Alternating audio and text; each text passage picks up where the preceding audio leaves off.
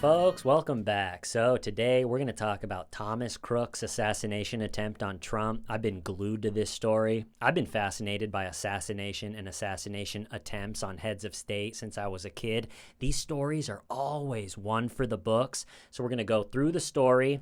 As things come up, we'll talk about it. And just to put this story in context, I want to talk a little bit about the John Hinckley Jr.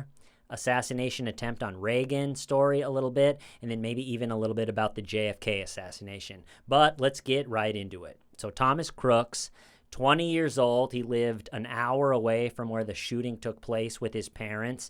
Last year, bizarrely, he was featured in a BlackRock commercial. That has to be one of the weirdest acting careers of all time. Yeah, I was in one BlackRock commercial. That's my acting career. All right, well, not the most artistically fulfilling role, but I'm sure it paid well, so hey, good for you, man. I didn't even know BlackRock did commercials. There's something funny about that to me, but now that I know that they do, I couldn't help but write my own BlackRock commercial. So if you work for BlackRock or you know someone that does, let them know they can use this one for free. This one's on the house, but if they want me to write more after this one, you're going to have to pay me the big bucks. But here we go. BlackRock TV spot, take one. At BlackRock, we know war is hell, but only if you're there. If you're on the other side of the planet eating ceviche on a mega yacht, it's honestly not that bad. BlackRock, war is hell, but only if you're there. Ding! We could edit in like a tooth sparkle, you know? Ding! I don't know, I'm just brainstorming. I think it could be good. Like I said, that one's on the house, but let's keep moving.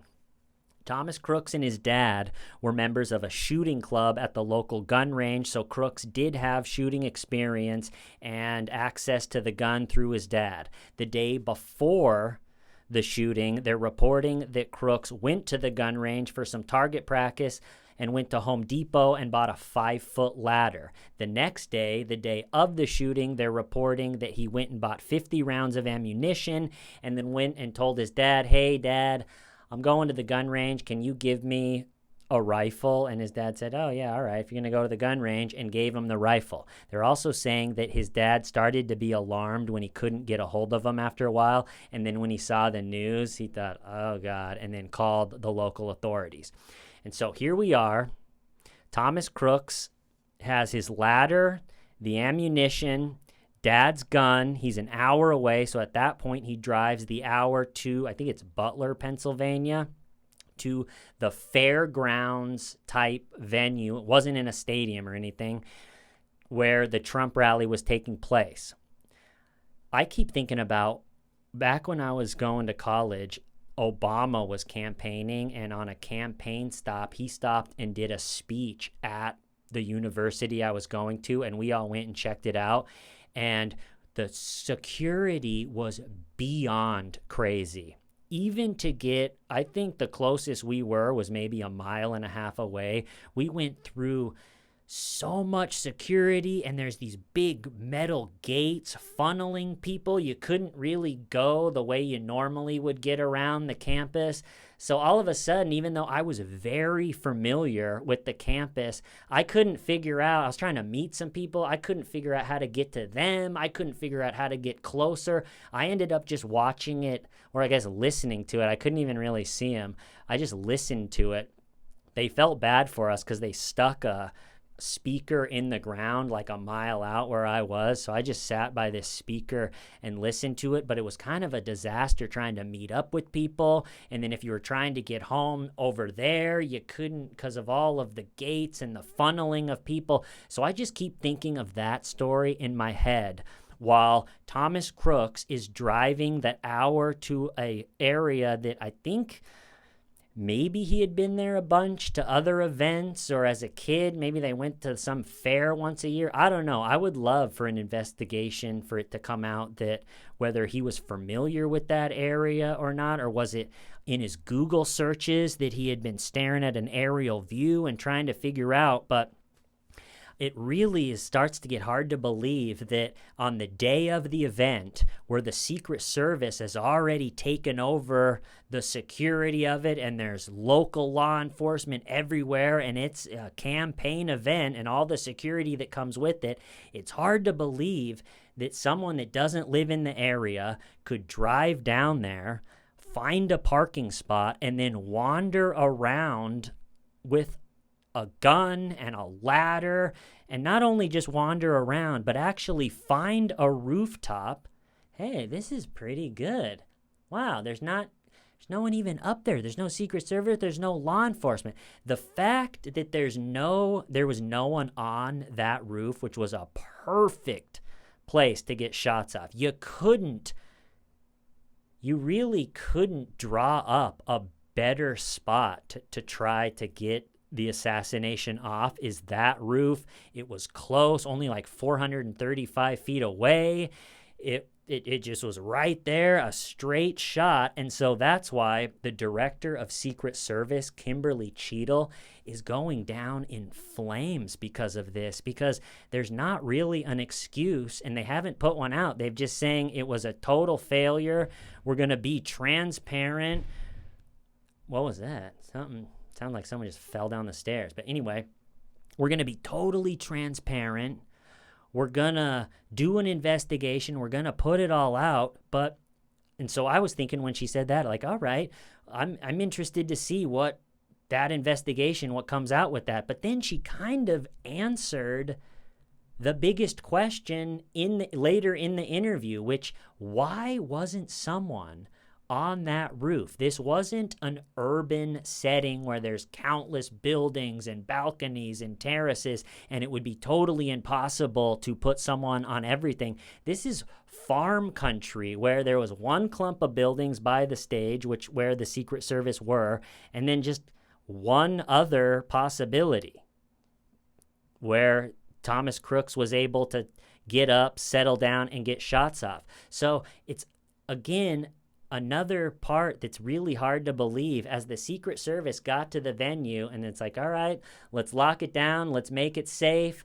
Definitely, let's get some snipers up on this roof. And all right, what else should we do? And someone's like, well, what about that roof? That's a perfect area to try to get an assassination attempt off. It's right there. It's close. It's pretty much flat.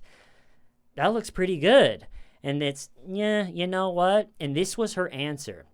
This is why I'm not that interested for the details of the investigation to come out, because she answered it. And this was her answer why nobody, law enforcement or Secret Service, was up on that roof. And she said, that building in particular has a sloped roof at its highest point. And so, there's a safety factor that would be considered there, that we wouldn't want to put someone up on the sloped roof.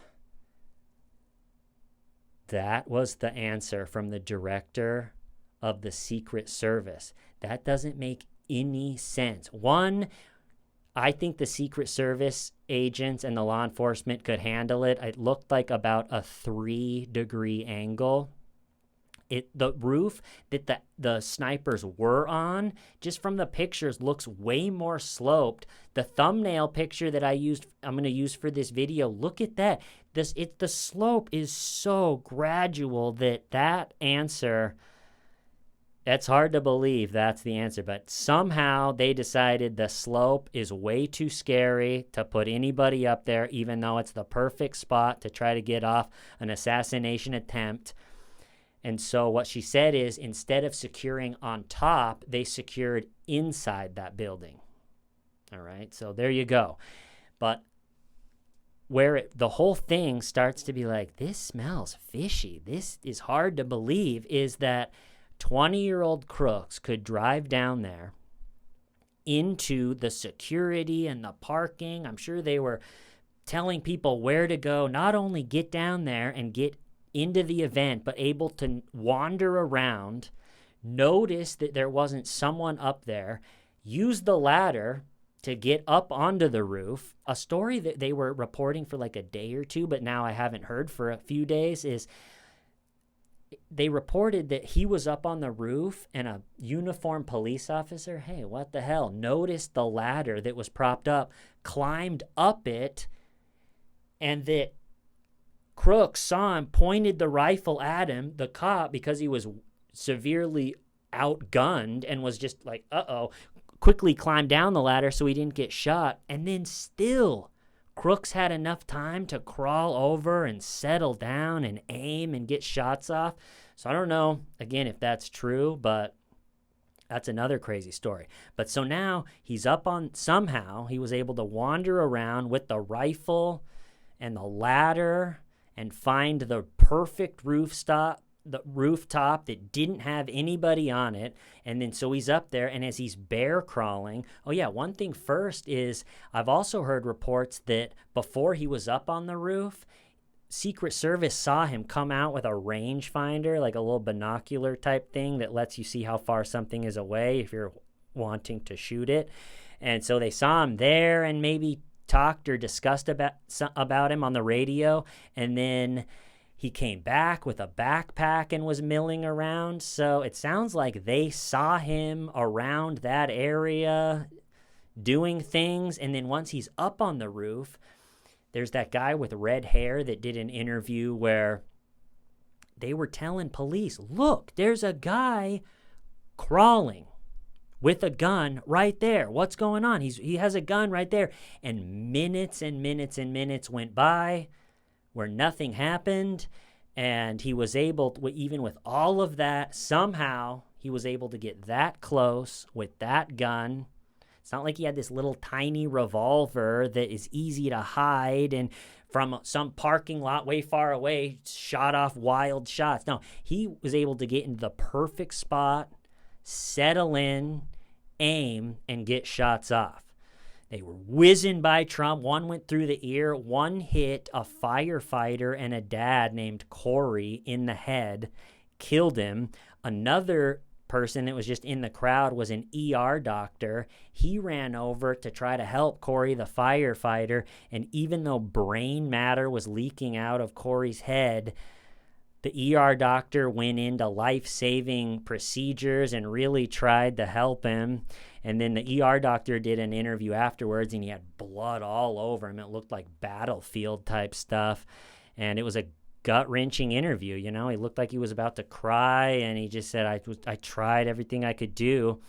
But just absolutely wild stuff. And what I take away from this story is that there are a few parts of it that are really hard to believe and that start to smell a little fishy to me. And then as I've been watching the coverage of it and people talk about it and argue with it, I've seen, and maybe the one that comes to mind the most is, I think it was last night, but Piers Morgan had Cenk Uygur on his show, and they got into this really loud, heated argument because Piers Morgan was saying that there are a lot of things in the story that are odd. That's the word he used, odd. And Cenk got really loud and passionate about saying, what do you mean by odd? Are you trying to be a lunatic conspiracy theorist? I think is the term that he used.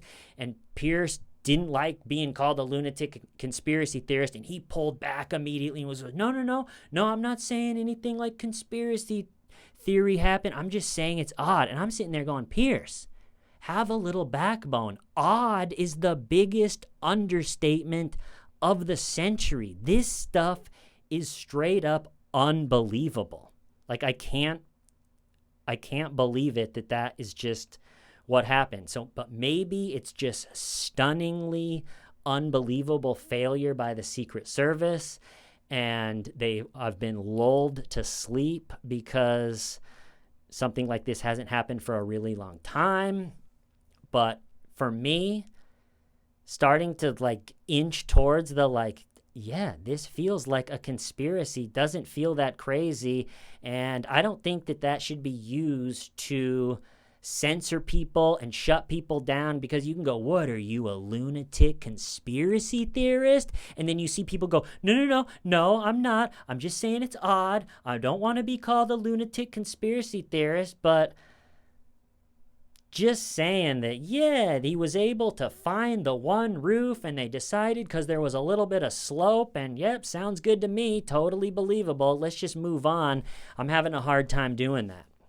And so to put this one in context, I want to talk about John Hinckley Jr., who attempted to assassinate Ronald Reagan, because that was what they're saying what this is, right, is a lonely, bullied lone wolf that decided he wanted to kill the president, and this was his attempt to do it. That's exactly the same story as the John Hinckley Jr. story. John Hinckley Jr., when he got into his college years and got isolated from his family, his mental illness really started rearing its ugly head, and he started to really go crazy. And he had this apartment, and he was a busboy across the street and was a bar back, and his connection with reality was getting thinner and thinner, and then at some point it snapped, and he got in his head, you know what, I'm going to go to LA and I'm going to give it one more chance to be a musician. He wrote songs and he played songs, and so, which is a delusional thought, to think you're going to take your little guitar and drive to LA and then all of a sudden be in the big city and it's just going to go great. Hey, you want a record deal? That's a pretty good song, you little crazy dude. And so he goes out to LA to make it as a musician. Nothing happens, as you can imagine. And then at that point he decides, all right, I'm going to essentially commit suicide by killing the president. It'll be this big last thing. I'll kill the president, they'll kill me. So he then goes to Washington, D.C. At some point he bought a gun for like $27, I think with a fake ID. And he's in L.A. He's fascinated with the character in Taxi Driver. What's his name? Travis Binkle or something? Anyway, he's fascinated with the character in Taxi Driver, the way that the guy that killed John Lennon was fascinated with Holden Caulfield from Catcher in the Rye. So he's fascinated with Taxi Driver. Jodie Foster's in Taxi Driver. He was at the time stalking Jodie Foster. After he was arrested, he was diagnosed with 5 serious mental disorders and tested very low in knowing reality and also very low in impulse control, making him very dangerous. But he got in his head. He's obsessed with Taxi Driver. He's obsessed with Jodie Foster. And he thought, I'm going to impress Jodie Foster by killing Ronald Reagan. And so he is in D.C., he's got his little tiny revolver that he bought, and he sees Ronald Reagan's schedule for that day, and Ronald Reagan was going to a hotel, and then he was doing something else. So then John Hinckley Jr. goes to the hotel, and he's standing out there milling around waiting for Reagan to come out. Reagan comes out in a desperate dive with the little revolver. He shoots 6 shots off in 1.8 seconds. He's tackled. The Secret Service push Ronald Reagan into the car. The Secretary of State got hit the worst and had brain damage and was paralyzed, but someone else in Reagan's staff got hurt. And so a Secret Service member shoves Reagan into their limousine and he drives off. Reagan thought that the Secret Service agent, by shoving him into the car, hurt his rib. It's like, oh, you hurt my rib as you shoved me in. And the Secret Service agent feels up his coat and he's feeling all around him, and he pulls his hands out and there's no blood on him, and he goes, all right, I think you're good. And he gives the call sign or whatever. He makes the announcement over the radio. He's good. We're good. And then Reagan starts having blood foam, like frothing coming out of his mouth. And the Secret Service agent was like, oh, no. All right, well, I'm taking you to the hospital. And Reagan said, okay. So they go to the hospital. He ended up having a broken rib, I think a collapsed lung, but pretty bad internal bleeding.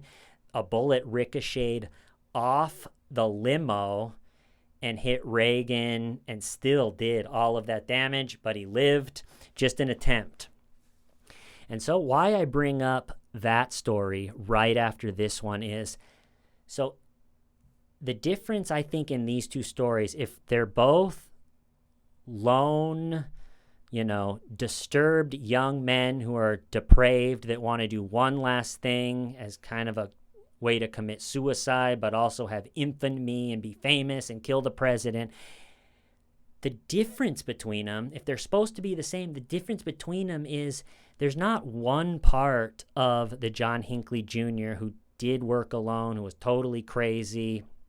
There's not one part from the very beginning to when he started having mental issues, when he was isolated from his family in his college years, all the way up through him doing the desperate dive, waiting by the hotel, getting tackled. There's not one part of that story that seems fishy, that seems unbelievable from start to finish. Every aspect of it, it's like, yeah, I can see that, nothing.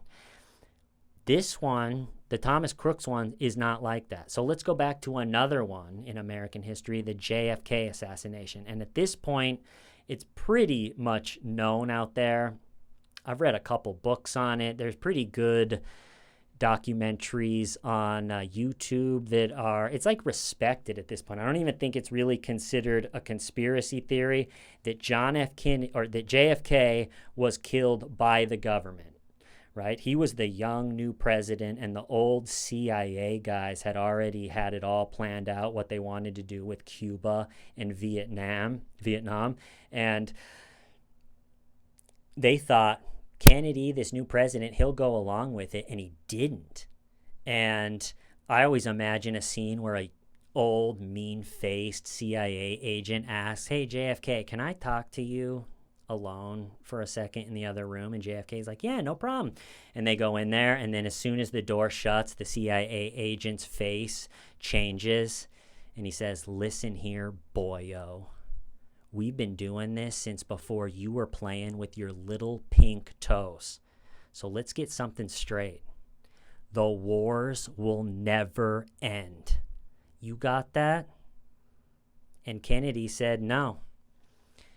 Nope. We're not doing it. And in a speech later, that's just fake. I always just imagine that. But in a real speech, he said he was going to break up, something like, I'm going to break up the CIA into 1,000 pieces. And they killed him. And the reason, from pretty much immediately, it became like the quintessential conspiracy theory.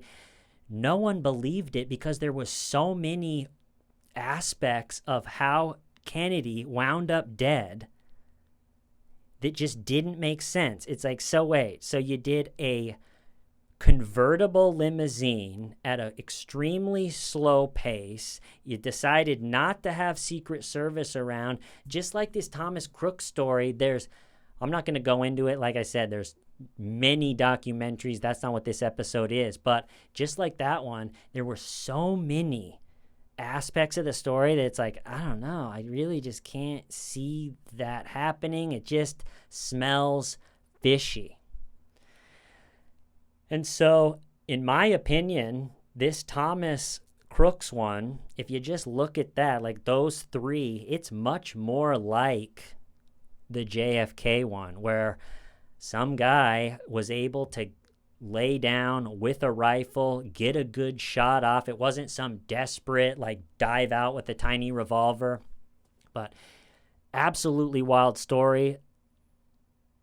The director of Secret Service said they're going to do a massive investigation and be totally transparent, and that it shouldn't have happened and was unacceptable, and the buck stops with her and all this stuff. So I'm really interested to see what comes out with that investigation. I'm not